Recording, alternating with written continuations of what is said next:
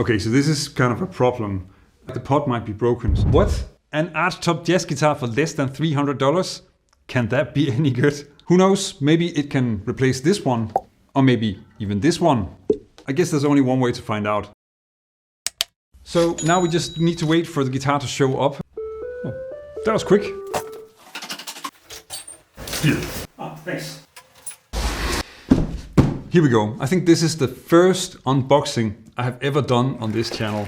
So it might be a complete disaster. A few predictions about this guitar before we start looking at it. I think the strings are probably too light, old, not that nice. The setup, yeah, I'm also not really expecting a lot there. I'm also really curious that if you move along the neck, then essentially the frets just open up your hand. Probably sounds better than you expect. That's often the case. They actually sound quite good, these cheap instruments. Really curious like how it plays, how it feels to play, because that's of course the most important thing in the end.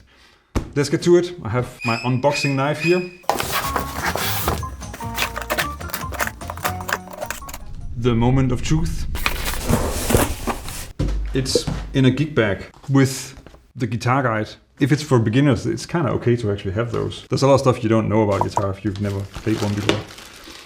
The strap and a very, very, very high quality cable. So some picks. The main event. It's good to know that it's actually wrapped in something else. I was kind of wondering about that in this case because cardboard doesn't really seem secure. Okay, and it's also in something inside this one. I mean, this is a very sort of plasticky, but it is actually, there is some, however shallow and cheap, protection in there.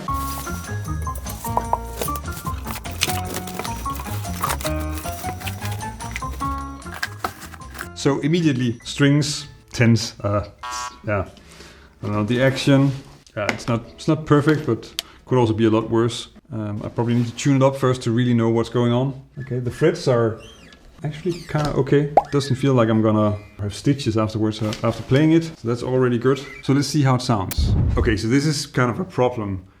While I was just, getting this wrap off and tuning up the guitar and getting it ready to play, then I realized that actually the tone knob here is loose. And it actually feels a little bit like the pot might be broken. So that's not great that you have to figure that out. I'm gonna try and take it off and see if I can tighten it. I think I can get there, get my fingers in here somehow. Then hopefully we can get this to work. This is not an amazing start. And this is probably the place where I'm gonna get all the comments telling me how I should be doing this because I'm doing it all wrong. And that is quite true. I have absolutely no idea what I'm doing. I don't even know which one of these will fit, but I hope one of them will because I don't repair. Now let's... that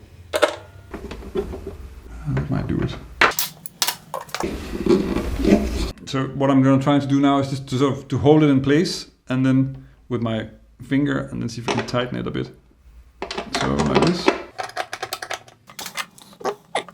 Seems like the pot actually works, which is a relief. Then I'm kind of curious how this guitar sounds. There are two reasons that I'm doing this experiment. The first one is that a few years ago we bought this guitar for my son, and that's kind of the same price range. And it's actually a really solid instrument with some really, really old strings on it. The other reason is that when I used to still teach beginner guitar lessons, then I saw every starter's pack in existence. And you would really see stuff where the guitar would fall apart in the hands of the student in the first lesson. And other times you would have a really decent instrument for no money at all. Kind of had to check this out. Even if it's not a sponsored video, I bought the guitar myself. If anything, it's sponsored by my patrons and the students in my course. Now I have some recordings of the guitar so we can compare them. My initial reaction is that there are good and bad things to say about the Gear for Music guitar, but I didn't really listen in detail, so we can do that together now.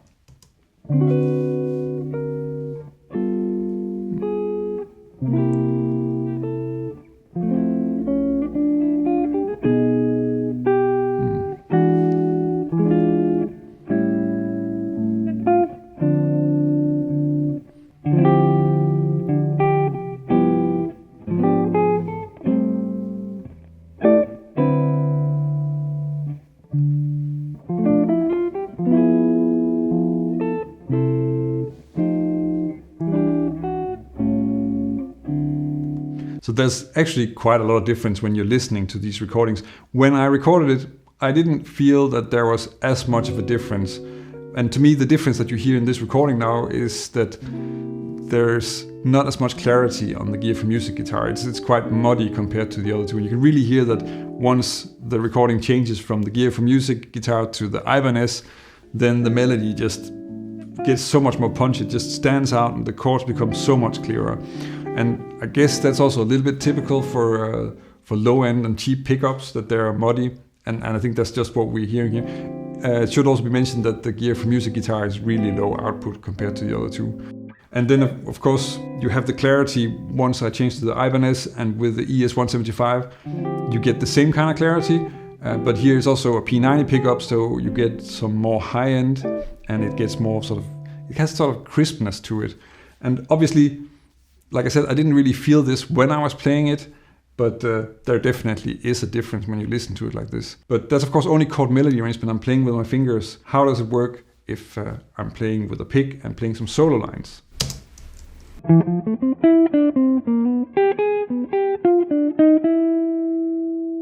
This is a jazz tone. I mean, it really works and it sounds the right way. There's nothing wrong with this. You can maybe hear just in a second once I play this on the Ibanez that, again, it's a little bit muddy, but if you want to start playing jazz and you have this, you're really getting the right kind of tone. So I think that's really a plus. So let's check out how the Ibanez sounds.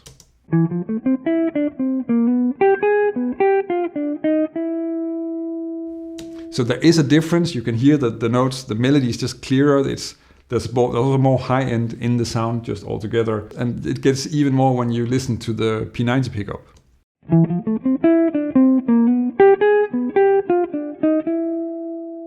So to me, the P90 pickups have this, like I said, crisp, because it's sort of very much in the very high register, but they're also a little bit undefined in the low register. You don't really hear it as much when I'm soloing here. You can kind of hear it in the beginning, but yeah, again, much more clarity than the Gear for Music. But the Gear for Music is also a fraction of the price of the Gibson. So you get a guitar that can sound kind of right, and you can start with that. Now, whether I think it makes sense to change pickups in it, that's maybe another question, because they will immediately be more expensive than the guitar, and maybe that's not what you want to do. But that's also going to be up to you. Let me know what you think, what you heard in the comments, because I'm really curious what you guys think about this. So what is the conclusion with this, the cheapest jazz guitar on Amazon? I mean, I think it's actually a lot of guitar for 270 euros and what I call $300. It even got cheaper after I ordered it. So in fact, I paid more for it than 270 euros, but it's also not a perfect instrument. I could definitely take this to a gig and play a gig on it.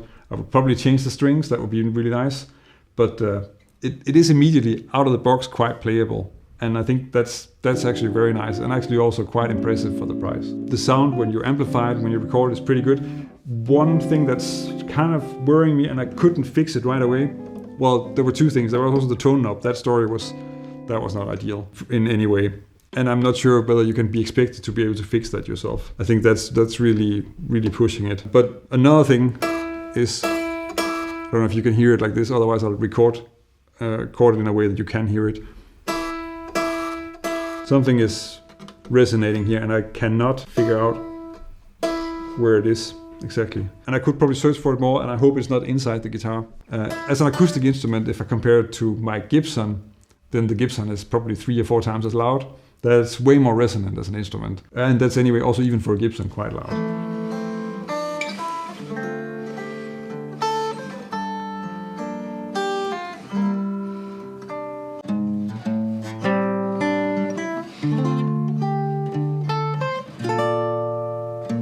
This is not an instrument like that, but also the finish is much thicker. It's like everything is kind of dampened with a lot of paint, essentially. This is about getting a new instrument that is extremely cheap. And the way I've usually done that, in fact, most of my guitars are bought secondhand. You can also go that route and then get really a lot for your money, because there was one guitar that I bought secondhand. It was a little bit more expensive, and that's the Epiphone Sheraton that's hanging here behind me. And that was my main instrument for a few years. I recorded several albums on it, and I've toured the world with it. So if you want to see a video on that and that journey, then check out this video.